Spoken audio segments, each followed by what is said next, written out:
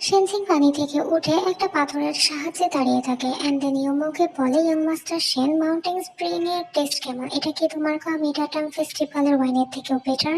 Sensing তখন ভাবতে থাকে যে ইয়মোর সাথে কম্পেয়ার করতে গেলে আমি তো একটা টিনেজার মাত্র, যে এখনো নিজের বডি কন্ট্রোলই করতে জানে না।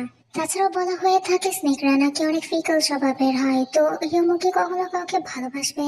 আর যদিও কাউকে ভালোবাসে তো ওকে কেমন দেখাবে, মানে ওর এক্সপ্রেশন কেমন হবে আর কি। সেনজিং দেন কিছু বলতেই যাবে, তখন ইউ রিয়েলাইজ করে যে ওর বডি পার্ট হার্ড হয়ে গেছে।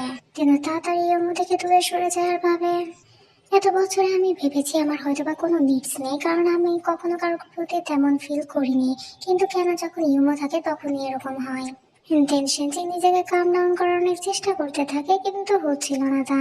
ইউমো যে সবকিছু লক্ষ্য করছিল, দেন ও সেনজিকে ডাক দেয় এন্ড দেন ওর কাছে গিয়ে বলে যে সৃষ্টির শুরু থেকে ডিমন্স আর হিউম্যানদের পথ আলাদা হয়ে আসছে, তোর ভালো করে ভেবে নেওয়া উচিত সবকিছু। নেক্সট সিনে সেনজিং এর ছোট ভাই আসে সেনজিং এর সাথে দেখা করতে। সেনজিন ওকে দেখে অনেক খুশি হয়, দেন সেনজিং এর ভাই বলে যে আমি শুনলাম তুমি নাকি অনেক বেশি অসুস্থ, তাই আমি তোমার সাথে দেখা করতে আসছি। সেনজিং ওকে হাতের ইশারার মাধ্যমে নিজের কাছে ডাকে। সেনজিং এর ভাই দেন গিয়ে সেনজিং এর ল্যাপসের উপর মাথা রেখে শোয় এন্ড দেন সেনজিং ওকে পেট করতে থাকে।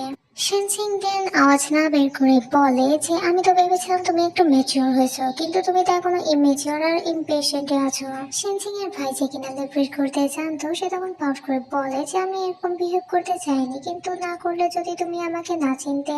সেনজিং তখন ভাবে যে আমার একমাত্র ভাই, ইভেন তো আমি জানি যে আমার আজ এই অবস্থার কারণ ওই।